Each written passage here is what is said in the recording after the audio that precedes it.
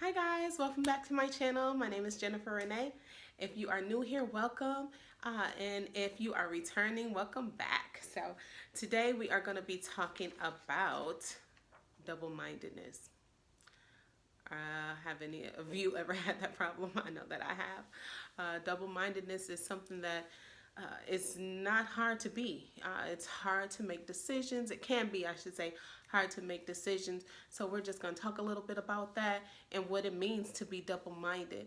I do have the actual Webster's Dictionary version or definition of what double-mindedness is. And double-mindedness is wavering of the mind, being undecided, as in God's word says in James 1:8 in the King James Version. A double-minded man is unstable in all his ways. I know that many of us have heard that before, but it is so true. It takes a lot sometimes for a lot of people to make decisions. None of us want to be wrong. None of us want to make the wrong decision. None of us want to make a decision that might be costly to us or to our family. Sometimes when we make decisions, there's a lot riding on them. There's a lot riding on the choices that we make, and we just have to trust God. We have to trust Jesus. We have to trust God to know that He has the final say.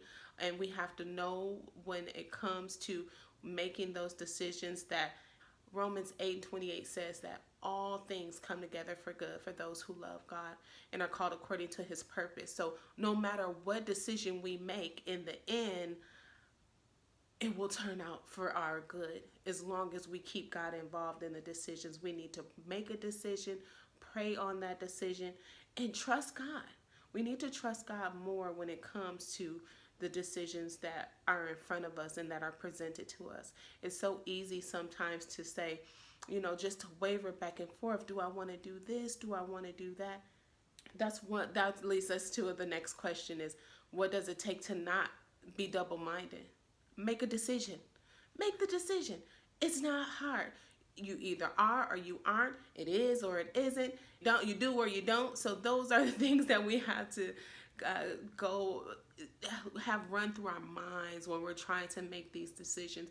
But jumping back and forth, having one foot in the church and one foot out of the church, a lot of us have been there.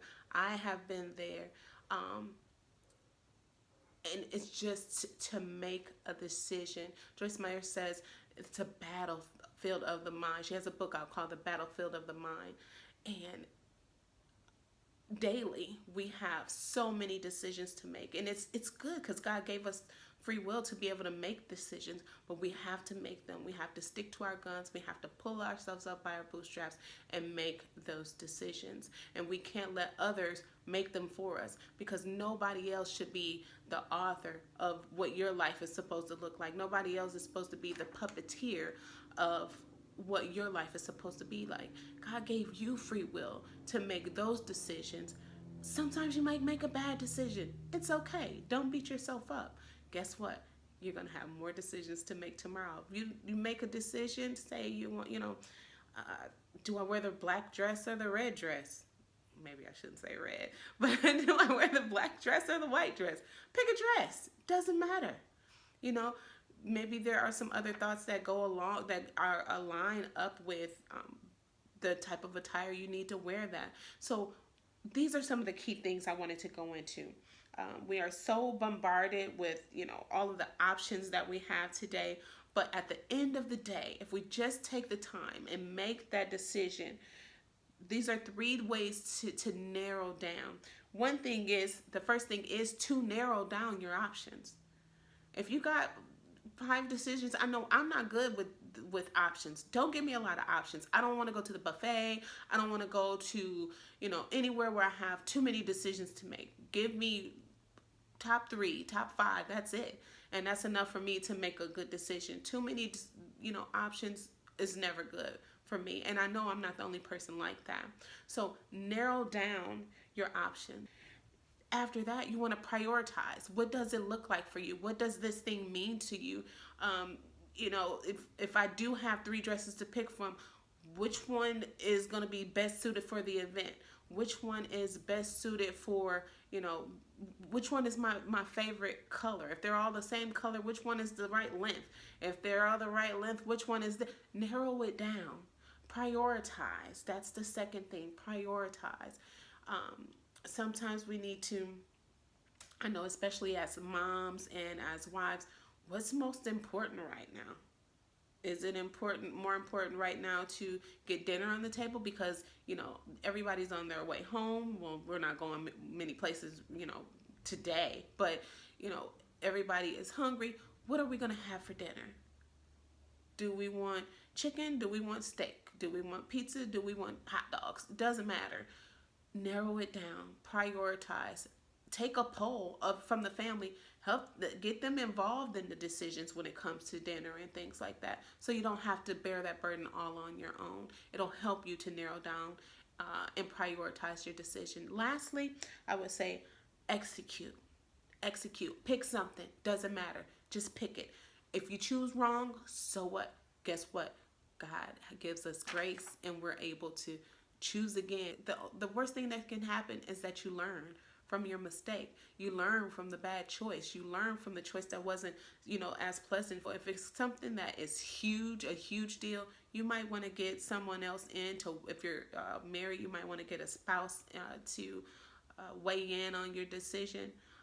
If you're making a choice to go back to school or not. If other people are involved in the decisions that you need to make, of course, you might need to run that by somebody else. And I'm buying a house. I want to, you know, I don't know which one to get. That's a huge decision. You might want to have someone else there, you know, weigh in on what option is going to be best for you and help you to narrow down and make those decisions and prioritize and all of those different things. But the best thing to do is make the decision. Don't be double-minded. Don't be in and out. You know, opportunities can pass us by, and time frames can pass us by, and at the end of the day, we just feel stuck. And, you know, a year from now, we're still sitting in the same place because we did not take the time to make the decision. And we're stuck still wanting that thing or still wanting to do that thing. I want to go to, you know, real estate school. Well, I've been wanting to go to real estate school for the past 5 years, still not in real estate school, but I watch real estate videos every day. Like, you have to make a decision. So that's all I have for today. Just wanted to get that out here today. I woke up with, you know, double-mindedness on the mind. And so I just wanted to take that little time to get this video out to say, somebody out there is in need of this. It took me a long time to, just a quick story. It took me a long time to get to the place I am. I used to go to the grocery store and I was one of those people that threw everything in the cart. I'm going to throw everything in the cart. Now, I do throw everything in the cart, but now when I get to the checkout line, I prioritize what is most important. I want to get my meat up there. I want to get, you know, what I need, especially for next week, the kids' lunches, all of those things I want to get. And then I'm going to leave my snacks for the end. Maybe I want them, snacks won't make it on. But those are on the bottom of the totem pole of things I need to get. I want to make sure that that number isn't counting up so much where I'm like, I don't want to do all that. I'm not going to pay, you know, I have a specific amount of money that I want to pay for these items, and I don't want to go over that. So guess what? Snacks won't make it. But I wouldn't put snacks at the top of the list, and now we don't have anything to eat for the rest of the week. So you just need to prioritize. All right, that's all I have for today, guys. Have a great day. Be blessed.